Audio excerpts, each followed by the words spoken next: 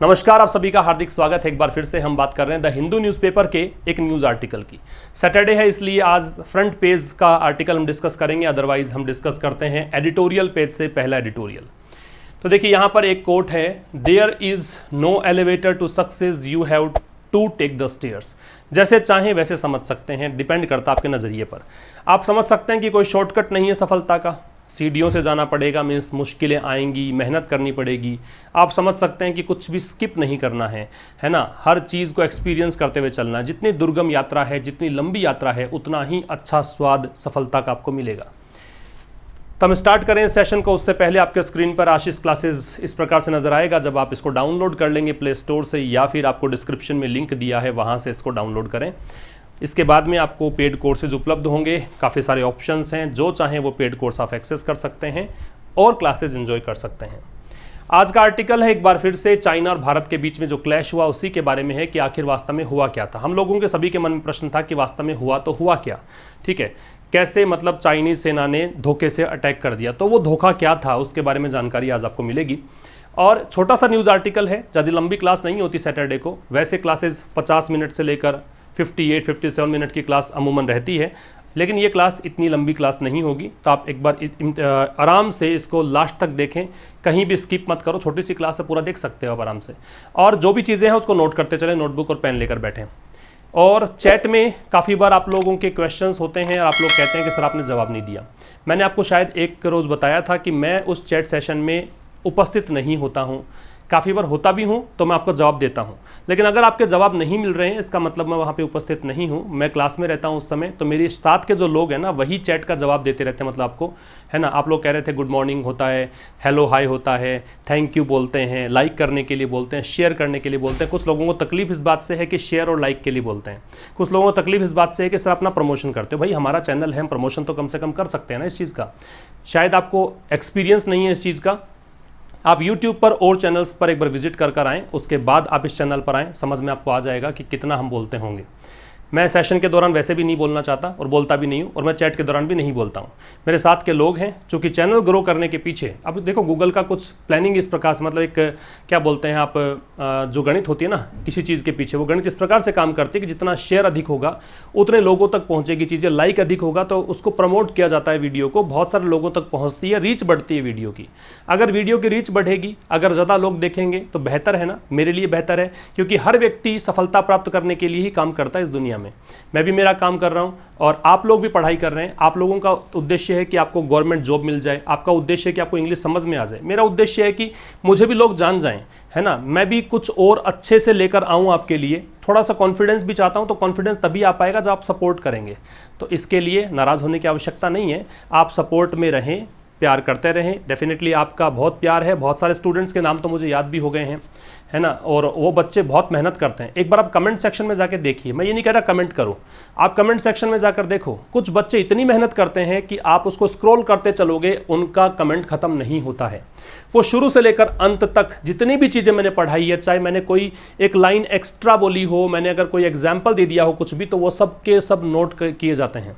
उसका टोन क्या है, ठीक है, मैंने क्या ग्रामर के कॉन्सेप्ट्स बताए हैं, क्या वोकैबुलरी बताई है, किस प्रकार से एग्जाम में टैकल करना, वो सारा वर्णन वो बच्चे देते हैं। आप एक बार जाकर देखें तो सही, बहुत सारी चीज़ें वहाँ पे मिलेंगी आपको पूरे सेशन का सार चाहिए तो कमेंट सेक्शन में जाएं, काफ़ी सारे बच्चे आपके लिए हेल्प करते हैं। मैं लाइव एक एक्सपीरियंस देने की कोशिश करता हूं आपको, शाम को 5 बजे प्रीमियर लगाता हूं वीडियो। वो इसीलिए होता है कि आपस में आप डिस्कस कर सकते हैं, आप दूसरों की हेल्प भी करने की कोशिश करें। हमारे जवाब की कोशिश ना करें कि हमारा जवाब आएगा नहीं आएगा, हम लोग उपस्थित हो नहीं हो जो भी है, लेकिन आप आपस में डिस्कस करके उन चीज़ों का जवाब प्राप्त कर सकते हैं, ठीक है ना।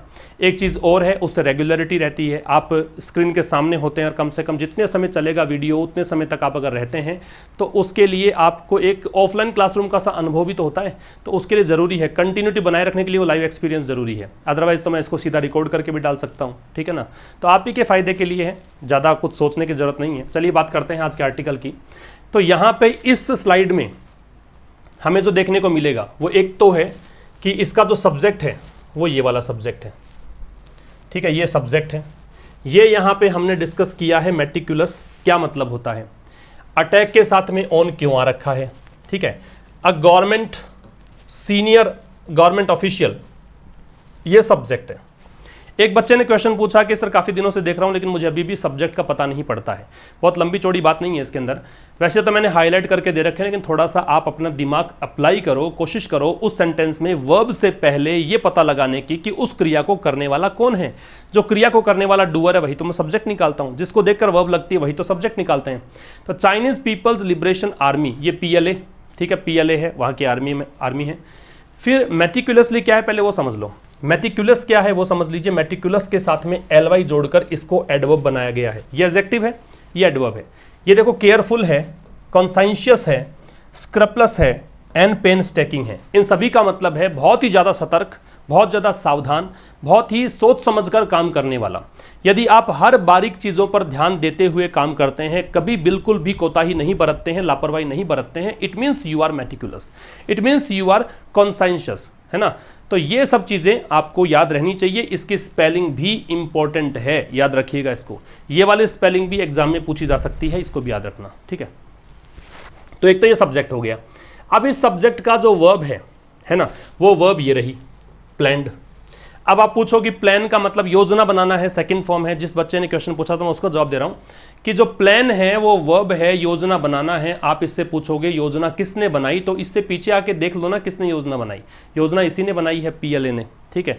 मेटिकुलसली मतलब बहुत ही सावधानी से योजना बनाई, बहुत सोच समझ के इन्होंने ये चाल चली थी। तो PLA जो वहाँ की मतलब आर्मी है, उसने बहुत ही सतर्क तरीके से, बहुत ही सावधानी से योजना बनाई। किस चीज़ की? द अटैक की। अब ये अटैक क्या है? तो देखो दे लग रखा है आर्टिकल। जब आर्टिकल लगता है इसका मतलब वो शब्द क्या होता है? नाउन। और जब अटैक नाउन होता है तो उसके साथ में प्रेपोजिशन क्या जोड़ सकते हैं? ऑन।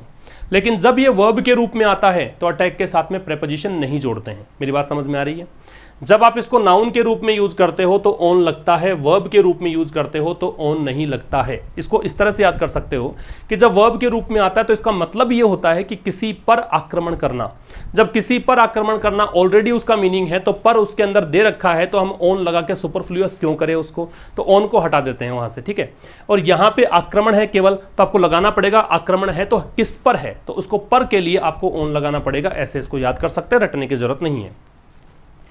तो ये जो PLA है इसने बहुत सावधानी से यहां पे योजना बनाई अटैक की। अटैक किस पर? भारतीय सेना पर, भारतीय सैन्य टुकड़ियों पर। ट्रुप का मतलब सैन्य टुकड़ी।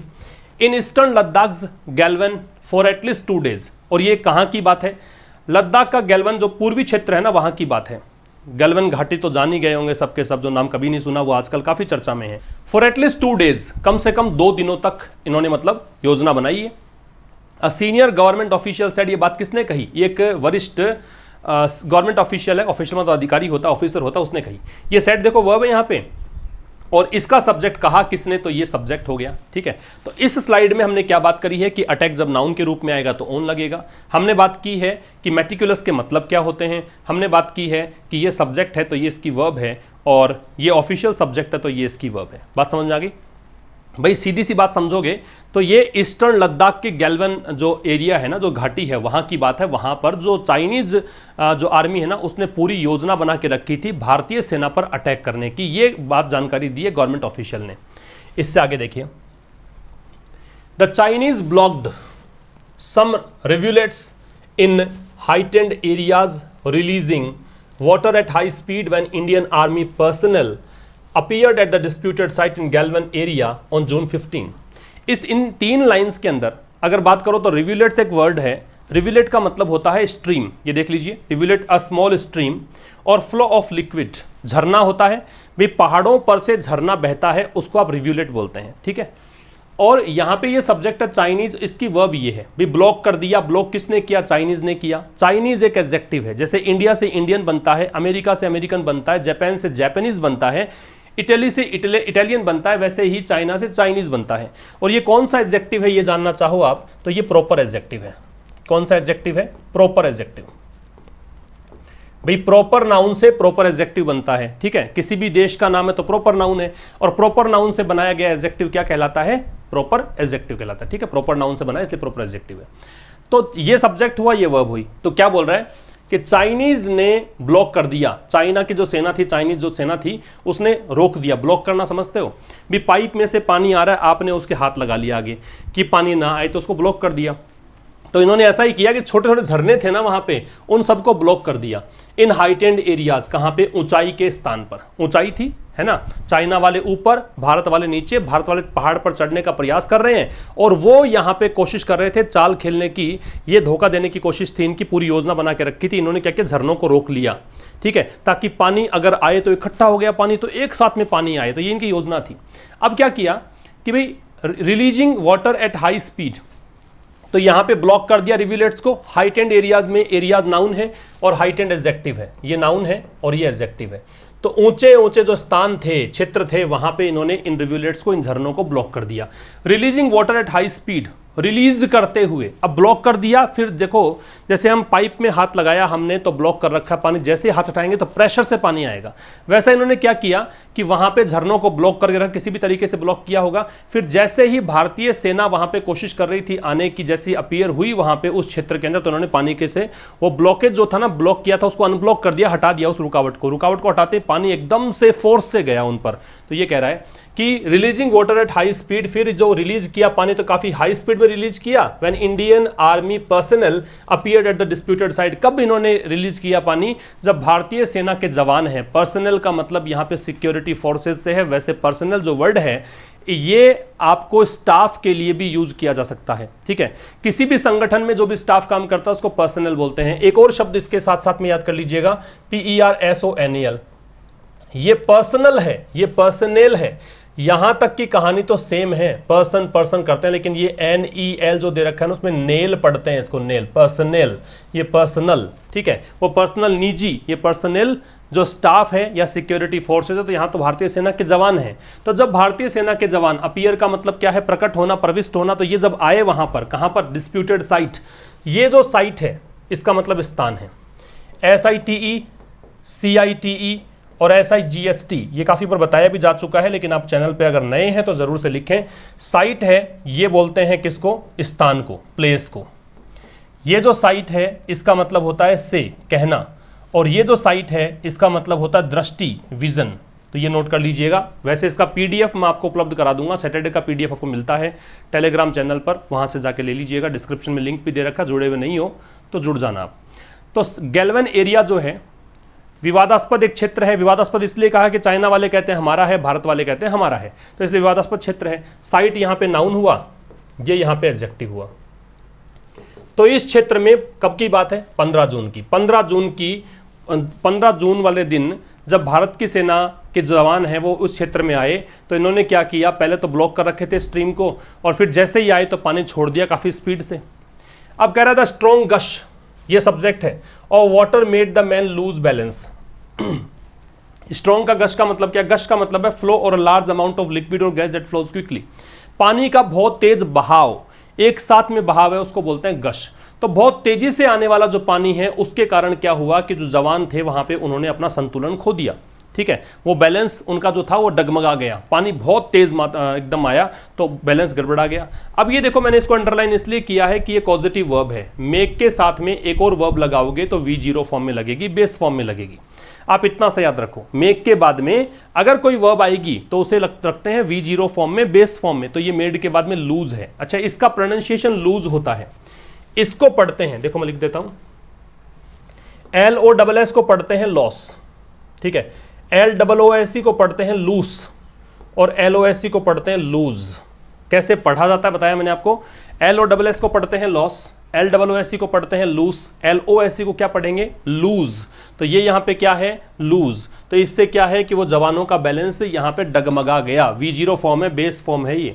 सेकंड फॉर्म इसकी क्या बनती है? लूज की लॉस्ट बनती है, और थर्ड फॉर्म भी इसकी क्या बनती है? लॉस्ट बनती है। यहां तक समझ में आ गया? आगे देखो, द चाइनीज चार्ज्ड। अब जैसे ही डगमगाया बैलेंस तो चाइना वालों ने क्या किया? चाइना के जो सैनिक थे उन्होंने चार्ज, हमला कर दिया। ये वर्ब है, ये इसका सब्जेक्ट है। Pushed the army personnel. Pushed का मतलब धकेलना होता है। जो आर्मी वहां पे थी, जो सिक्योरिटी थी, मतलब सिक्योरिटी फोर्सेस थी, जवान थे, उनको धकेला। And many fell into the Galwan river. और अनेकों कौन? जिनको धकेला, धक्का दे दिया, धक्का देते ही वो लोग गिर गए। कहां पर? अनेकों गिर गए गैल्वन रिवर में, इस नदी में। ये बात किसने कही? ऑफिशियल ने कही। तो देखो, ये सब्जेक्ट था, ये वर्ब थी। इंडियन आर्मी पर्सनल सब्जेक्ट था, अपीयर्ड वर्ब थी। स्ट्रॉन्ग गश सब्जेक्ट है, मेड वर्ब है। द चाइनीज सब्जेक्ट है चार्ज्ड वर्ब है, मैनी सब्जेक्ट है फेल वर्ब है, और ऑफिशियल सब्जेक्ट है सेड वर्ब है। बहुत सिंपल है, एडिटोरियल की तुलना में तो बहुत आसान रहते हैं न्यूज़ आर्टिकल्स, लेकिन सीखने को बहुत कुछ था इसके अंदर आपके लिए।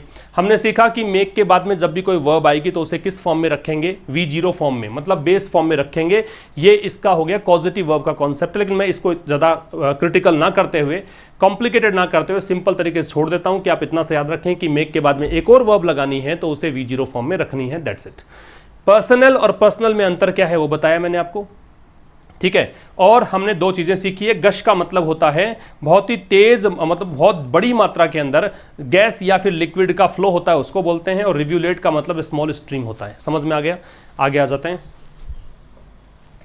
आगे कह रहा था चाइनीज डिड अ रिकॉनिसेंस। अब देखो, चाइनीज ने किया, रिकॉनिसेंस का मतलब क्या होता है? इसका मतलब होता है रेकी। इस वर्ड को देख लो आप, इसको समझ जाओगे। शायद मूवीज वगैरह में आपने ये वर्ड सुना हो। रेकी की जाती है कि दुश्मन इलाके में पहले से जाकर वहां पर पूरी जांच पड़ताल कर ले, पहले से पूरा सर्वे करके आ जाए, पूरी एक जासूसी करके आ जाए, उसको रेकी करना बोलते हैं, उसको रिकॉनिसेंस बोलते हैं। तो यहाँ पे चाइनीज जो है, चाइनीज सेना है, उन्होंने यहाँ पे रेकी की। रेकी की स्पेलिंग देखो इंपॉर्टेंट बनती है, क्योंकि जैसा हम पढ़ते हैं वैसा इसमें है नहीं। रेकी के अंदर हम सोचते हैं कि के आएगा, लेकिन के नहीं है, RECCE है। तो चाइनीज ने क्या किया? रेकी कर ली पहले से ही। कैसे? By flying unmanned aerial vehicles, एक प्रकार से ड्रोन के माध्यम से मान लो। अनमेंड मतलब अभी व्हीकल तो है, एरियल का मतलब हवाई व्हीकल है, हवा में जाएगा हेलीकॉप्टर की जैसे, लेकिन अनमेंड है, उसमें कोई आदमी नहीं होता है। तो ड्रोन में भी यही होता है कि तस्वीरें ली जाती हैं और बिना आदमी के वो संचालित होता है किसी दूर बैठे व्यक्ति के द्वारा, है ना। और एरियल मतलब हवा में उड़ता है। जैसे कि अभी सूचना मिली थी कि पाकिस्तान के द्वारा भी 250 मीटर तक, मतलब भारतीय सीमा के अंदर ड्रोन प्रवेश करवाया गया, फिर BSF ने उसको शूट करके नीचे गिरा दिया ड्रोन को। तो वैसा ही ये UAV है। तो ये कैसे करी इसने रेकी? ये करी UAV के माध्यम से। टू सी द स्ट्रेंथ, किस लिए करी? तो यहाँ पे जाना चाहते ताकत क्या है, क्या स्ट्रेंथ? स्ट्रेंथ का मतलब यहाँ पे है कि कितनी संख्या में जवान वहां पे मौजूद थे, है ना। इंडियन ट्रूप्स के जवानों की संख्या देखने के लिए, and accordingly bolstered their presence on the other side of the line of actual control. और उसी के अकॉर्डिंग उन्होंने क्या किया? अपने जो साइड में LAC का जो अपना साइड है वहां पे अपने जवानों की संख्या को स्ट्रेंथन किया। बोल्स्टर का मतलब होता है स्ट्रेंथन करना, STRENGTHEN, या सपोर्ट करना, ठीक है, या फिर बूस्ट करना, या रीइंफोर्स करना, REINFORCE। ये सब मजबूत करने का अर्थ दे रहे हैं। तो मैं इसको सिंपल लैंग्वेज में भी समझाऊंगा, फिलहाल समझ लो लाइन टू लाइन क्या मीनिंग है, ऑफिशियल ने स्टेट किया। तो इसमें देखो, ये सब्जेक्ट था, ये इसकी वर्ब थी डिड, यहाँ पे ये सब्जेक्ट ऑफिशियल है, ये इसकी वर्ब स्टेटेड है। स्टेट का मतलब कहना होता है, ठीक है। अब यहाँ पे बताया कि भाई घटना सामने आ रही धीरे धीरे, कि ये बताया अधिकारी ने कि भाई हुआ क्या था। तो बताया कि चाइना वालों ने क्या किया, चाइना वालों ने UAV भेजा भारतीय सीमा के अंदर और देखा कि भारतीय सैनिक कितने हैं। अब गिन लिए उन्होंने सैनिक कितने हैं, तो उसके हिसाब से अपने सैनिक बुलवा लिए, अपने वालों की संख्या बढ़ा ली, ठीक है ना। ये बातें बता रखी है इसके अंदर। इसके बाद देखिए, the Hindu reported on Wednesday that the clash took place after colonel Santosh Babu who was commanding the unit dismantled a tent erected by the Chinese and later set it on fire। अब कह रहा है कि भाई हुआ कैसे, क्यों हुआ घटना। तो हिंदू ने रिपोर्ट कर, द हिंदू तो न्यूज़पेपर का नाम है इसलिए द लग रहा है यहाँ पे।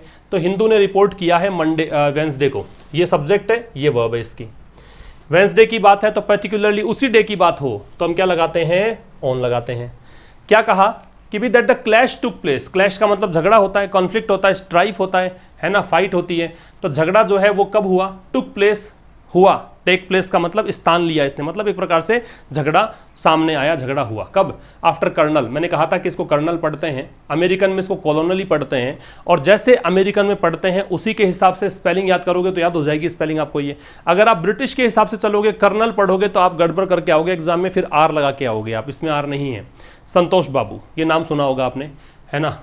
तो ये कह रहे हैं कि हिंदू ने रिपोर्ट किया कि वेंसडे को ये जो झगड़ा हुआ ये कब हुआ कि संतोष बाबू, जो कर्नल संतोष बाबू हैं, who was commanding the unit, जो कि यूनिट को कमांड कर रहे थे, है ना, सारे इसी के आदेश, इन्हीं के आदेश की पालना कर रहे थे। ये जो यूनिट थी इनकी, बटालियन जो थी, इन्होंने क्या किया? अब देखो यहाँ से लेकर यहाँ तक तो क्या किया, ये इसने नॉन रेस्ट्रिक्टिव क्लोज का प्रयोग करके कोमा लगा के एक अतिरिक्त जानकारी दी है इनके बारे में।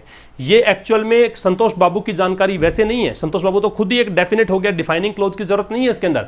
ये नॉन डिफाइनिंग क्लोज है, कोमा इसीलिए लगी है क्योंकि अतिरिक्त जानकारी है इसकी।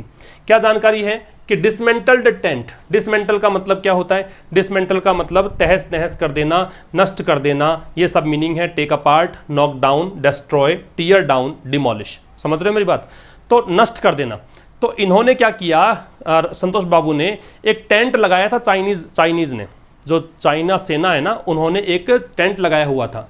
इरेक्ट का मतलब एक प्रकार से कंस्ट्रक्ट करना कह सकते हो, निर्मित करना, बनाना।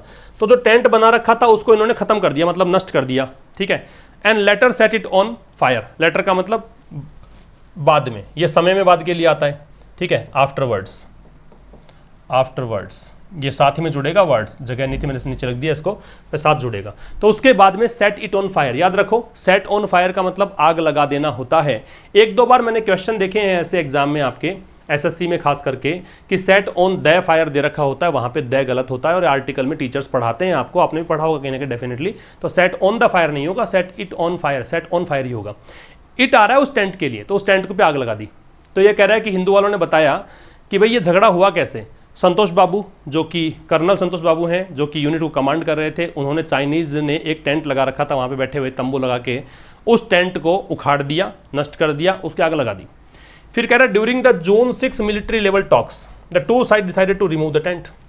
फिर कह रहा है कि जून 6 को, 6 जून की जो टॉक्स हुई थी ना, बातचीत हुई थी, ये जो बातचीत थी मिलिट्री लेवल की, सैन्य अधिकारी लेवल की, इस दौरान दोनों साइड्स मतलब भारत और चाइना ने डिसाइड किया था कि टेंट को रिमूव करेंगे। ये भारत वाले भी टेंट लगा के बैठे हैं वहाँ पे और वो भी बैठे हैं, ठीक है। तो इन्होंने तय किया था कि हम लोग टेंट्स को हटा लेंगे, ये तय हुआ था। फिर देखो, it has now emerged that the tent was destroyed 2 days before the June 15 clash. अब एक नई बात और देखो आप, अब ये कह रहा है कि इट हैज नाउ इमर्ज्ड, अब सामने आया है। इट सब्जेक्ट है, हैज वर्ब है, अब सामने आया है। इमर्ज का मतलब उभर कर आना, सामने आना। क्या सामने आया है? सामने ये आया कि टेंट वाज डिस्ट्रॉयड, ये सब्जेक्ट है और ये वर्ब है कि टेंट को डिस्ट्रॉय किया गया। ये पैसिव वॉइस हो गया कि नहीं, वो उसके साथ थर्ड फॉर्म पैसिव हो गया। 2 days बिफोर, 2 दिनों पहले, कब? 15 जून को जो झगड़ा हुआ था उसके 2 दिन पहले इस टेंट को उखाड़ा गया था, ठीक है। फिर कह रहा है when Indian troopers were patrolling the contested site. Contested का मतलब मैं इसको पढ़ूंगा डिस्प्यूटेड, कंटेस्टेड को यहां पे पढ़ेंगे आप डिस्प्यूटेड, विवादित, और ये गैल्वन वैली वाला क्षेत्र है, ठीक है। तो ट्रूपर्स का मतलब सैनिक हो गए यहाँ पे, ठीक है।